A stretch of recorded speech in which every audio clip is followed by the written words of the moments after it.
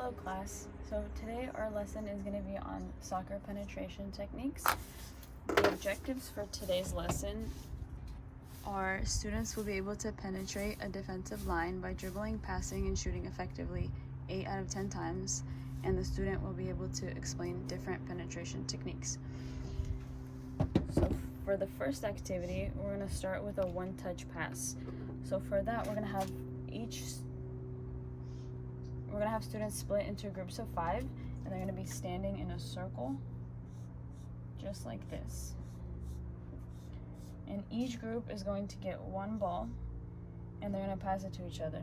The objective of this activity is for the students to only use one touch when they pass the ball. So you don't want to trap the ball and then pass it. You just want to trap and pass in the same motion and keep it going without letting the ball leave the circle. The next activity is called a straight race. So for that one, we're going to have cones set up 5 yards away from each other, and we're going to have multiple groups of students. So we're going to have 4 groups, and each group has at least 2 balls. So there's going to be a line right here and a line right here, and each group has 2 balls. So the first student in line is going to dribble to the first cone, turn on the same side, and then dribble back. Then they're going to turn, dribble here, turn, dribble back. And then they're going to turn here and then dribble all the way to the third cone, turn around and dribble straight back. And then the next student who already has the ball is going to go next. And then the student that came back will give the ball to the person that will be going next.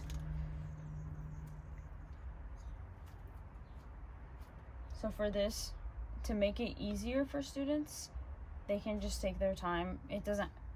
We call it a race, but it doesn't have to be a race. And if you're just really good at this, you can just speed it up and make your team win. All right. The next activity is a short, long. So this one's a little bit more difficult just because of the complexity of the skill. Not the skill, but the actual activity. So there's going to be, each group is going to have 5 students. So there's going to be student A, student B, C, D, and E. So there we go. So student A is going to start with the ball. So this is called the short, long. And this is the short, long position. So student A is going to start with the ball. Student A is going to pass it to student C, which is a short pass. Student C is going to pass it back to student A, another short pass. Then student A is going to pass it all the way down to student B, which is the long pass. So it's a short, long. Once student B receives the ball, they're going to do with student D the same thing that happened on this side. So they're going to pass it to student D is going to pass it back, and then they're going to pass it up. But while this is taking place, student A is going to run over here. Student E will be receiving the ball from student B, and student C is just going to be in line. So everybody gets a chance to kick and pass. And once student B completes the long pass to student A, student D and B will switch. So then student D has a chance to receive from the other side and perform the activity as well.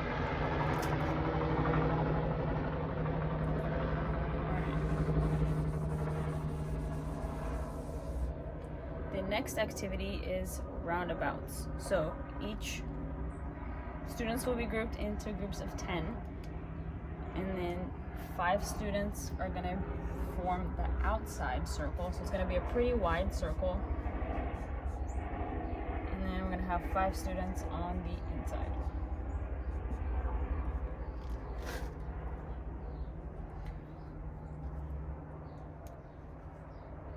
So every student on the outside has a ball. So the students on the outside are going to find a student on the inside to pass it to. So let's say this student passes it to this student. So this student is going to trap the ball turn around with the ball and then pass it to somebody else on the outside of the circle that is on a different side than this student where they received it from. So they're going to want to completely turn around at least 180 degrees. So they're going to try to pass it to one of these two players. And each of the students on the outside are going to pass at the same time. So it's going to be a high intensity, fast paced activity. So this person's going to pass here. Everybody turns around, passes it to somebody else. So you have to be aware of your surroundings. You have to make sure that there's no student in front of you and that your pass isn't intersecting with another student's pass. Alright, and to make it easier, you can slow down the pace. So you can, when you receive the ball, you can stop and then think harder about turning if it's harder for you to turn. And then you can make eye contact with the person that you're passing it to, and then take a look around, make sure nobody's around you, and then you can pass it to them just to make sure it's safer. If you want to make it harder, just don't look at the ball. See if your body remembers where the ball is coming from, if you can see in your peripherals, or if it's just to make it harder.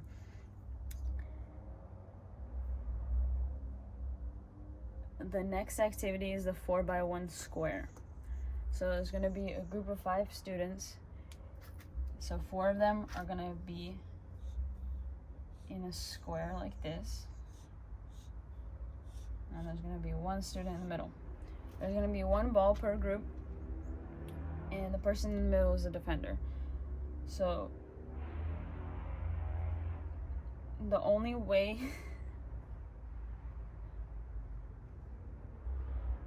so they can pass it wherever they want. Each student can pass it wherever they want, but once the defender touches it, deflects it, or traps it, they're going to switch with the person on the outside. So the goal is to pass it to your teammates without this person getting the ball. To make it harder, you can do 1 touch. So you're not trapping it, you're literally just passing it back and forth.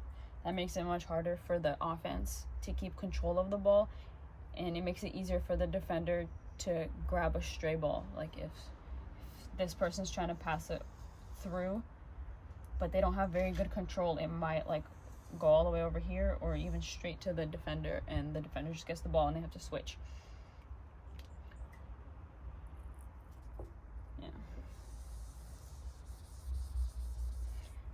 Alright. And then our next activity is going to be possession. So it's groups of 7, very similar to the 4x1, but this one's going to be a little bit of a longer situation. So the groups are going to play 3v3 possession. So it's going to be 3 people on one side and then 3 on the other side. Just down a little bit. And then there's going to be 1 person who plays the neutral player. So the purpose of the neutral player is just to play neutral. So if this team has the ball, they can pass it to the neutral player as if he's on their team, and same with this team. So this player is on the team that has possession of the ball, and they can use that player to their advantage.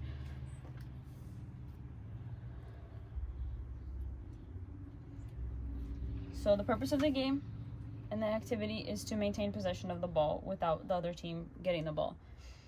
So there's gonna be cones, so they're gonna be playing in a square. It's not unlimited space, and they just have to run around and make sure they keep possession of the ball without the other team getting the ball. The next activity is gonna be penetration. So the premise is exactly the same as possession, except there's gonna be an end zone on each side. So there's going to be an end zone right here, and another one right here. Yeah. And so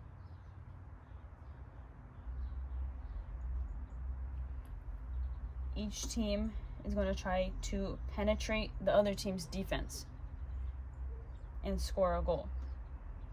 But before they can score, each player on the team has to touch the ball at least once. So they're going to pass it to each other and do their best to either shoot through or dribble through the defense to get to the goal. So this is going to be the end zone, and this is also the end zone. So this team's going to be running this way, and this one's going that way. They're defending their own goals.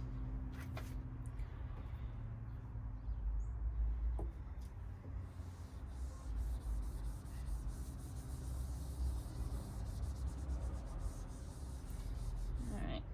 The next activity is a 1v1 shootout. So each students are going to be paired up. So it's going to be 2 people per group. So each person is going to have a goal like that. And that's the people. So they're just going to shoot at each other and try to score a goal. The ball can't go above the defender's knees. Otherwise it just doesn't count. It has to go between the two cones. That's the goal. So this is to work on penetration through shooting. The others have been mostly through passing and dribbling. But this student will do, they're going to be closer together, so it's going to be more like this. So this student's going to try to shoot either this way or this way. And they're going to try to convince the defender that they're going the opposite the way that they're actually going, so they can score. Once a student scores once or twice, they can move the goal back, or they can, if it's a little bit too hard, they can make the goal wider, so there's more room to score.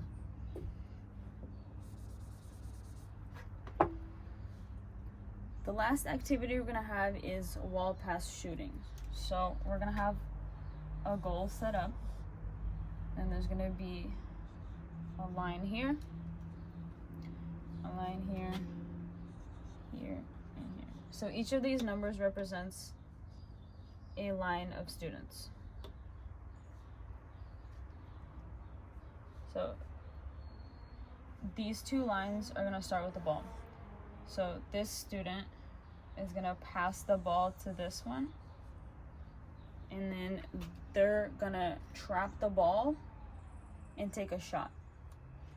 Then right after that happens, right after player 4 takes a shot, player 2 is going to pass their ball to player 3, and player 3 is going to trap and take a shot on goal. So at first we're going to have no goalie, just to make it easier to actually make the shot. There's no defense. Once players 3 and 4 take a shot, they're just going to run up here and be the passers, and then player 1's they're just going to switch spots. Once everybody has had at least 1 shot on goal, we're going to add in a goalkeeper to make it just a little bit more difficult. If one student is having trouble with completing the shots, we can move, or if a few students, we can move this line up a little bit and have them a little bit closer, so it's not as difficult to shoot. It's closer range is easier to make the actual shot into the goal.